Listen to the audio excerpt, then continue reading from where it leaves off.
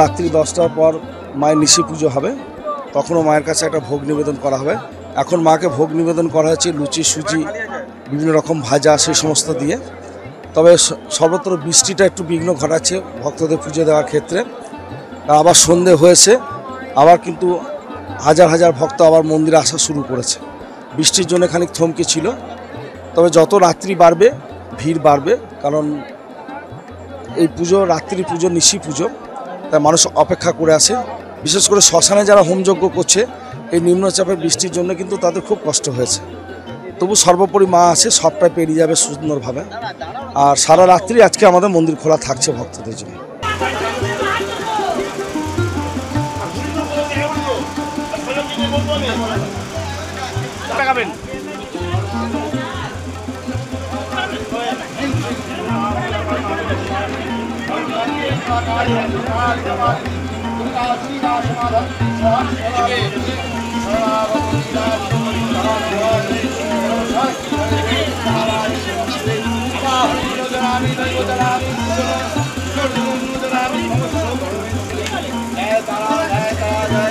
সকল ভক্তের